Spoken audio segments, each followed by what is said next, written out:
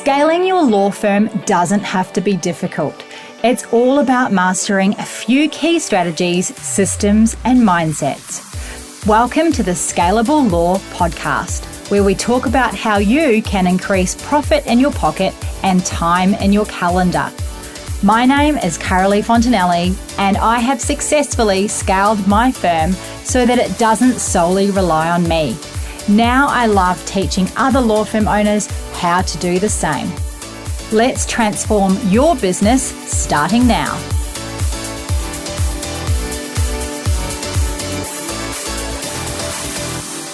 Hello and welcome to another episode of the Scalable Law Podcast. I am your host, Caralee Fontenele, and it is great to have you tuning in again today.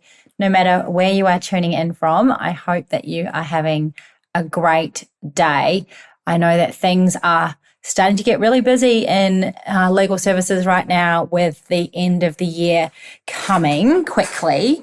What I find happens in my firm is that clients who have been procrastinating to get these things solved start to really get energized as the end of the year starts coming upon us so quickly, because they don't want to go into the new year with the same legal problems that they've been carrying throughout this year. So I am wishing you all a very good and prosperous next few months as we are leading into that final stage of the year. So I have been doing lots of different things lately. In Scalable Law, I have been spending a lot of time talking to lawyers and law firm owners who have very similar issues going on. They either are struggling with their marketing and they're not really sure how to get more clients through the door. And this is causing them an anxiety and stress because they are worried about how they're going to feed the team in the future, or how they're going to ensure that they have enough workflow in the future. That's one of the concerns of people I've been speaking to. The other is doing too much in the firm, wearing all of the hats, working in the firm as a lawyer, working in the firm as a marketing manager, as the accounts manager and assistant, as the operations manager, and they're burnt out because they're doing 20 or 30 hours a week of client work or more, plus they are then also running a business. And this is exactly what Scalable Law is set up for. It's set up to relieve you of all of those things so that you can have more freedom and more profit. And absolutely, one of our big goals at Scalable Law is to set you up so you have way less stress in your life, because living with that constant stress is not fun. It leaches into your family life, your personal life. It leaches into your fun times. I spoke to a lawyer this week and he had been on holiday with his family but couldn't actually enjoy it. He said it wasn't fair on anybody because he was working crazy hours while on holiday. So if that is you, then you might want to consider jumping on a call with me, because we can talk it through, come up with a strategy, and work out how you can create the law firm that you dreamed of in the first place. Anyway, today's topic is a lead on from last week's topic. Last week's topic was how to leverage webinars to attract clients into your law firm. Now, webinars are a really powerful tool. People sign up to webinars because they want information, and they've usually got a problem that they want solved, and they can get enough information or a lot of information on the webinar to be able to, inform themselves on their next steps with their legal problem. However, there is no point doing a webinar unless you have got a purpose and you know what the webinar is for and is going to achieve for your business. So there are several things that a webinar could do for your business. One, it could help you to gain relationships with clients. They get to know you a lot more when you're presenting on something like a webinar or a video. Two, it could be a really great branding exercise. Both of these, you are going to need to do them regularly for that to occur. And the third reason is that you want to actually convert clients into your firm. So what we talked about last week and how to really leverage your webinar is that you can set them up as an evergreen webinar. So what that means is that you can set them up so that they are constantly on and available on your website. I use a tool called Webinar Jam. This tool helps you to record the webinar. You can have attendees come into the webinar, and then you can convert the webinar into an evergreen webinar that they can sign up to on your website. Now, with these evergreen webinars, you can also appear like you are live. It's just in the settings and how you set it up and making sure that you say the right things in terms of, not giving away dates or anything like that on the webinar. So that can be really helpful. So for example, you can still set it up that they can only watch it at a set time during the week or whatever it might be so that it appears like it's a live webinar, or you can set it up as a webinar that is always available, but the client knows that it's not a live webinar. That's entirely up to you. There's different strategies around those two options. But today, what I really wanted to talk about is how to structure your webinar so that it actually converts clients. So you can leverage your webinar for many different reasons, or leverage webinars, I should say, for many different reasons. But if you actually want to convert clients on the webinar, then it does have to be done in a really particular structure. Now, you're not going to convert 100% of clients, so understand that, but you will convert some. So imagine if you got 100 clients into the webinar, and then you could convert 5 or 10% of them to be clients. That would be amazing, wouldn't it? And then on the way through, you're also creating a relationship with clients. You are standing out as an expert in your legal field, and a whole other range of amazing benefits as well. So let's get stuck in and talk about the structure. So this is a podcast that you are definitely going to need some pen and paper to write all of this down, but you can also pop on over to the show notes on my website, scalablelaw.com, and you'll be able to find the structure written down there for you as well. So let's get stuck in to the structure of your webinar. So of course, before we get started, we need to prepare and choose the right topic. So the first thing is that we really do want to create a hook headline. We want to create a little bit of buzz around the webinar so that you're actually attracting people to the webinar. And you want to make sure that you are promoting the webinar well so that people know that it's available. To ensure that you have all the seats filled, you can promote your webinar on social media, email marketing. You could partner with someone who has the same clients as you that need assistance, or you could post in Facebook groups where you have a lot of relevant clients or potential clients in there. There's lots of different ways to promote your webinar. But what I will say about promoting your webinar, because I have done lots of webinar promotions, is that it's not enough to just say it's coming once. You must repeat. And what it will seem like is that you are flooding the marketplace with the promotion of your webinar. If it feels uncomfortable, it's okay. You will be feeling potentially uncomfortable about how much you're talking about your webinar, but it really does need to happen this way to make sure you can fill the seats in your webinar. And the reason is remember, just because someone saw it once doesn't mean they're going to sign up, or just because someone saw it once doesn't mean they're going to see it the next 20 times you promote it.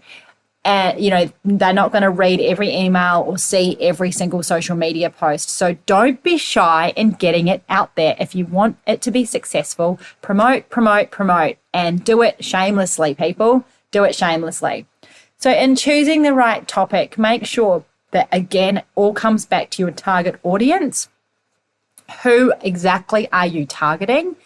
And use a headline that's really specific and tailored to that audience and what is going to appeal to them. Now, remember, this is not a time to be lawyery or correct necessarily. It is a time to promote with a really good hook and a really good headline. You could hop on ChatGPT, and ChatGPT will be able to help you out with a really great headline for your webinar. In fact, ChatGPT may even be able to help you out with some of the content as well. So it is a really great tool to be using. I've been using it more and more, and it will make life so much easier. So get in there, find a really great headline, and start structuring out your webinar with the following sections. Number 1, we want to do an introduction. So the introduction is no longer than 5 minutes. And when you start your webinar, it's really important that you do get started straight away. Don't do too much of this, we're just waiting for people to come in. Because remember, if it's an evergreen webinar, that's not how we want the webinar to begin. We want the webinar to get going straight away, because the evergreen people that are going to be coming through in the future, they don't want to be sitting waiting for the live people to come in the door, if you know what I mean. So make sure that when you start your webinar that you kick it off and it's engaging straight away with your introduction. So start with a brief introduction about yourself, share your credentials and experience and some potential personal stories that relate to the topic that you are choosing. You might even talk a little bit about why you practice this area of law and the type of people that you love helping. So introduce yourself. Then you want to set out some expectations. So outline what they're going to be learning. In my webinar, I say something like, you're in the right place if you want A, B, C, D. And then the next slide, you're in the right place if you want to learn A, B, C. So I do a few slides like that by way of introduction so that they know what this webinar is actually about. Then you can do some technical checks. So briefly inform attendees about the webinar tools that are on the sidebars, the chat, the Q&A, if anything like that you have loaded up. And also ensure that you have a page where they can connect with you on email, on social media, on LinkedIn, or wherever you can be found, your website potentially as well. So make sure you've got that introduction page there too. In my intro, I also ask them, where are they from? Where are they tuning in from? And lots of just different little questions, and ask them to put that in the chat box. And it just helps with a bit of engagement. And then I'll respond as well, like, oh, Lucy, it's great to see you here tuning in from Sydney, or whatever it might be. So that's about 5 minutes. And then it's time to move on to the main content. Now, the main content I recommend should be around 20 to 30 minutes, no longer than that. And the purpose of this main content is to educate your client. This is where you are giving heaps and heaps of value to your client. Now, the way that I set mine up is I set it up in a way that I share the problems first. So I share a whole bunch of problems, and maybe say 3 main problems, and I delve into each of those problems. So I find that when people are going through divorce, the biggest mistakes that they make are these. And then I talk to those 3 main pain points so that they can clearly understand what the pain points are, and they can relate to those pain points. It's describing the common challenges that they will probably be having. And I use some real life examples to make my point.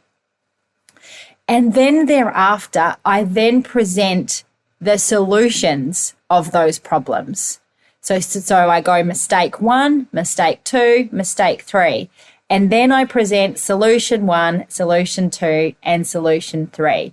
I explain the legal aspects of the problem and how we can address it as lawyers.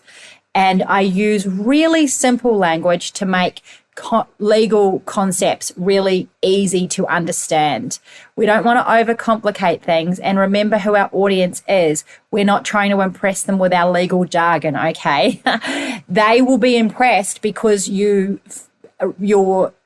resonating with them and you're understanding where they're at. They will absolutely be impressed. And then when you start sharing solutions to their problems that they're feeling or experiencing, they will then know you are the person they need to help them out.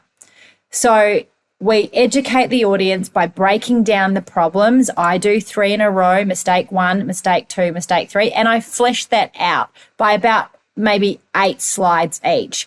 And then I present the solution. Then I share some client success stories. So I know it's really hard as lawyers to share client success stories because we need to be confidential. However, we can make up names, we can make up scenarios, and it can make sure that there's nothing in there that is going to point to any one in particular person. So it's not a direct pitch, but it's an opportunity to share how others have benefited from your service. And then we conduct a Q&A at the end. So make sure you reserve some time and gauge the questions that they're asking so they can ask in the chat. And be prepared that if they don't ask any questions in the chat, that you have some common questions and that you're able to answer them. So it depends how you structure your webinar. You might have it structured so that they can see that other people chatting, or you might have your settings so that none of the other guests can see anyone else chatting and that the messages are only direct to you. I have it set up this way because if you ask for questions and then no one asks any questions, you don't need to be awkward about it. You can simply say, "Oh, I've got one here," and you can read out one of your frequently asked questions, and then you can give an answer to that. It just makes it easier and more predictable for you, just in case no one asks any questions. So next up, we transition to the offer. This is really, really important. Make sure that you do have an offer in your webinar. Now, your offer might be a free initial appointment, or your offer might be to download a free lead magnet or something like that, or it simply might be to schedule a paid appointment. Make sure that you do have an offer in place. Now, when you set up in any of the webinar websites and I'll speak about Webinar Jam because that's the one I use, you can implement an offer in there and you can push the button. So when it comes to an offer, you can say the offer is now open for you to book a free initial appointment with me. And then they can push the button, you put the right link in there, and it might go to Calendly or wherever it might go. So make sure you have an offer loaded in there, because otherwise you are going to leave your client or potential clients hanging and they're not going to know how to engage with you next, what the next steps are. And you will find that they will want to engage with you. There will be some people that want to make that next move in progress of their matter. So make sure you've got your offer loaded in and gently transition by doing a recap. So you would recap about the pain points, recap about the solutions, and then you can start to gently transition into introducing your legal services and the solutions that they offer. So emphasize the benefits and not the features of your services. So the benefits are the transformation that you are making in your client's life. So moving on with your life after divorce, not being in this limbo, not having uncertainty in your life, or whatever it might be, whatever legal problem you solve, what is the transformation that you are offering your client? So speak to that. Now you want to then get right into the offer and maybe speak to a special deal that you have. So maybe a limited time discount. It could be a free initial consultation just this month. It could be something else that is enticing for your client to take you up on. You can also at this point share some client testimonials. Client testimonials are an awesome way to build trust. And then it's really important that you clearly have a call to action. So that's where that offer button comes in. Point them to the offer button or the direct link. Tell them exactly how to make that next step with you so that they are fully aware of it, because, they might want to engage, but if you don't actually have that offer there for them and that clear call to action, they're not going to know how to do that. Now, we have nearly finished our webinar and we are going to conclude. So this is going to be around a 5-minute conclusion. You will thank your attendees, express gratitude for their time and participation, and also encourage feedback so that you can improve your sessions in the future. And then reiterate that your offer is for a limited time. So, try and find a limited time offer that will entice your clients to get going straight away. So that is the webinar. And that is how it should be structured. So first of all, we need to prepare and promote. Second, we need to do an introduction. Third, we need main content for around 20 to 30 minutes. Fourth, we need to transition to the offer and then make the offer. Fifth, we need to conclude. Now, we're not finished because we now have their email address because they've signed up for the webinar. So what that means is that we can follow them up. Now, there'll also be a bunch of people that didn't attend the webinar, but they signed up for it. So this is a great opportunity to follow them up with a replay link. And in something like Webinar Jam, they provide all of this really easily. You can automate all these emails. You can automate the follow-up. You can automate the replay link, a whole lot of amazing, analytical tools in there as well. There can be lots of offers accepted after you've finalized the webinar and you keep following up with the client. So don't forget to do that and automate it so that you don't have to manually do it. It's really powerful and amazing how many people then respond afterwards. So don't disregard the follow-up. So just before I finish up, I do have a couple of tips. Number one is to engage your audience, and you can do that inside Webinar Jam using polls, quizzes, get people to write in the chat, etc. Make sure that your visuals, so the slides, are really appealing with easy to understand graphics and key points. Don't just write lots of info in the slides. Keep them brief, short, attractive, with lots of images, because remember, everyone takes in information differently. And it's also a great idea to practice your webinar before you start. And once it's done, remember, it can be recorded. So even though you might spend a lot of time preparing it and practicing it, it is something that will be used again and again and again. So that is all from me today regarding how to structure your webinar so that you can convert clients. I hope that you have enjoyed this podcast. Tune in to the many more that I have done, or jump onto my website, Scalable Law, to book an appointment with me so that we can talk strategy, where you're heading in your firm, how to get there, and to see if I can help you out with it inside the Scalable Business Lounge. All right, have a fabulous week. Bye for now. Thank you for listening to the Scalable Law Podcast, brought to you by the Scalable Business Lounge. If you would love to know how you can get more clients without relying on referrals, head over to scalablelaw.com to watch my free masterclass. Until next time, you have got this.